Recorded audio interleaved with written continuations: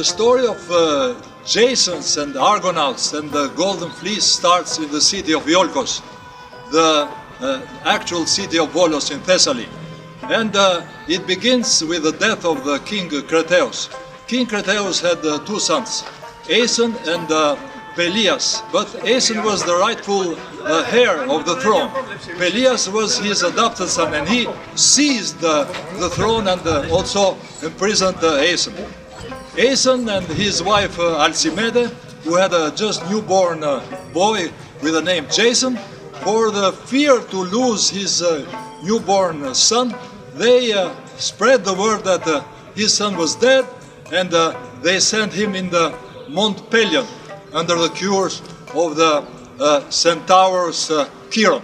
The centaurus Chiron was the son of the god Kronos, who had disguised himself as a horse, and he met the nymph Pilira. From their union came to birth this centaur Chiron.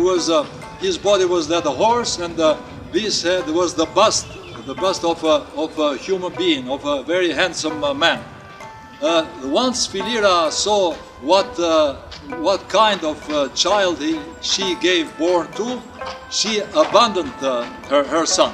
But there was the god Apollon, the god of art and music, who took care about the small Chiron. And he also taught him about the beautiful art and also about the secrets of life and also medicine. Now Chiron was the ideal person to take care of our small Jason. He and his wife Heraclea helped to grow Jason decently, and also Chiron taught Jason to medicine. When Jason grew up, then Chiron discovered the great secret that he was not the father, his natural father, and then his father was a prisoner of Pelias, and it was the time that he should go to claim for his right to become the king of Iolkos.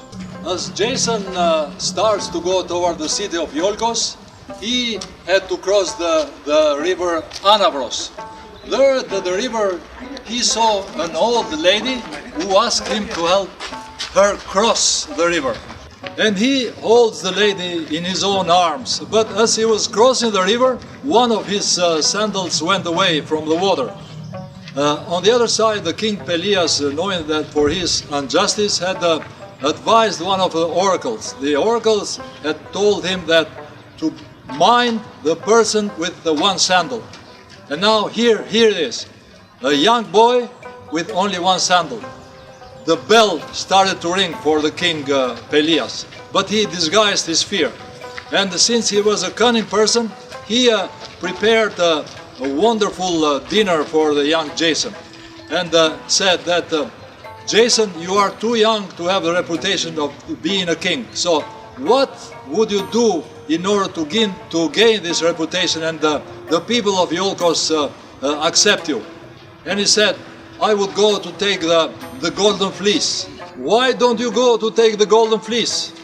The young Jason accepted the challenge. And so heralds were sent all over Greece to collect the most valiant men. And he told to the constructor Argus to build a ship which took the name Argo, a ship with 50 men.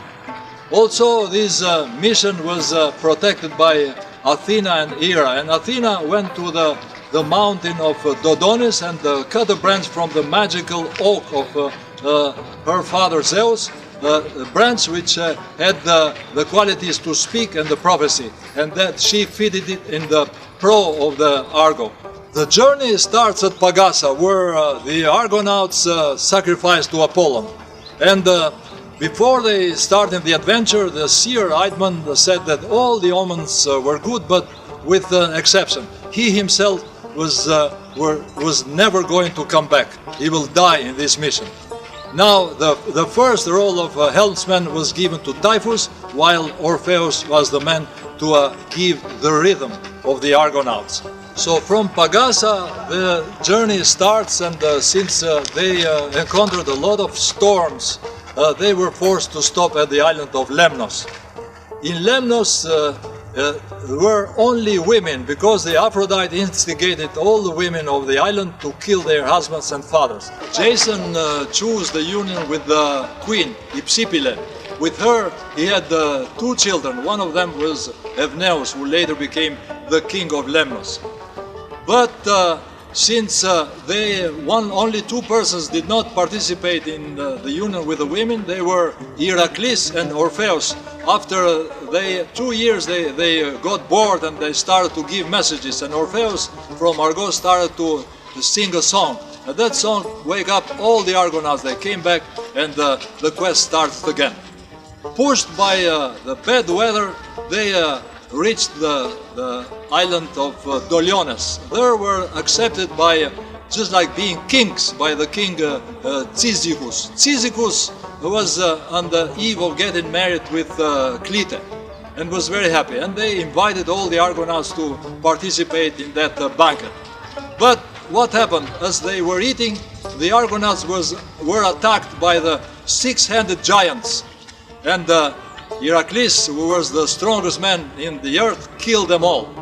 It seemed that nothing happened. They continued the evening, but when they set sail, they were forced to come back in the same island of Doliones the night. And then the king Cyzicus and all that army of the island were alerted because they were in bad relationship with the Pelasgians, and they thought they were enemies, and they started to fight during the night. And from the fight, when the light of the day came on, they saw that Jason himself had killed the king. And his wife, from the bitterness, from that bad experience, she hung herself. Then Hera, who took care about Argonauts' adventure, sent a bird at the oracle Mopsus, and Mopsus told that the Argonauts should build to erect a statue to Cybele in the mount of Didymos. And that's what they did. Just when they erected that statue, the sea calmed down and they started the journey toward their aim. Once they set to sail in the sea, the next stop was the land of Bebrycians, where the king was Amycus. Amycus was the son of the god Poseidon and his mother Helle. He didn't want the Argonauts on his land and provoked them in boxing as a matter to kill them all. But a great experience of Polydeuces made that he was killed himself by that skillful boxing. And they took all these supplies of water. Next stop, going through the Strait of Hellespont, it was Samodessus in Thrace. There, the king was Phineus. Gods have given Phineus the gift of prophecy. But since he started to discover the secrets of gods to the human mortals, Zeus blinded him and also put a couple of disgusting female creatures called harpies with the body of a bird and the face of a woman, just to shit all over the table as the Phineus started to eat. He couldn't see and he could eat nothing for a long period of time. And he had grown very pale and very weak. Once he greeted Jason in his land, he asked for Jason's help, just to make disappear harpies from his life. And since Jason has had in his crew the sons of the wind, the god of wind, the northern wind, Boreas, Calais and Zetes, he gave to those two guys the mission to make the harpies disappear. And they chased the harpies too far away so they never come back to disturb Phineus. Phineus, in sign of gratitude, discovered a secret to Jason, that in order to reach the land of Colchis, he had to pass through the cliffs of Symplegades. The cliffs of Symplegades has never ever left a single ship to go there. It was like a wise. The very moment they felt the presence of a ship there, they click and they close and they destroyed everything.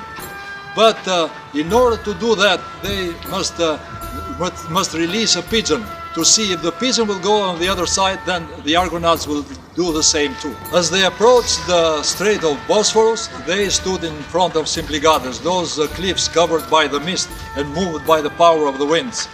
Here, Euphemus released a dove, and when the stones reopened, they saw that the dove did it.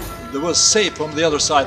The dove has lost only two feathers from its tail.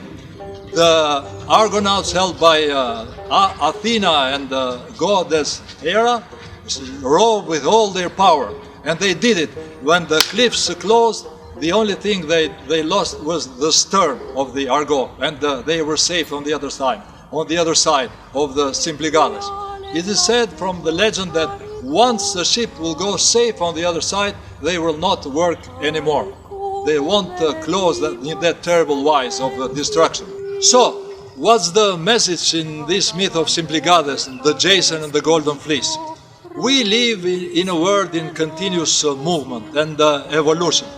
Perhaps we find ourselves in the set of circumstances in a reality which is not satisfying for us. And this is a stimulation to make us move toward our dreams. But this is not easy, because nothing will be perfect. And you do not wait for conditions to be perfect.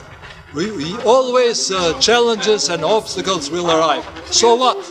You start. Once you start, in each step you become more skillful, you become more self-confident and more successful. And this is the message from the myth of Symplegades. So you don't get trapped in procrastination and fear. And you also defy that wise of time and circumstances. And you go on the other side where your dream resides.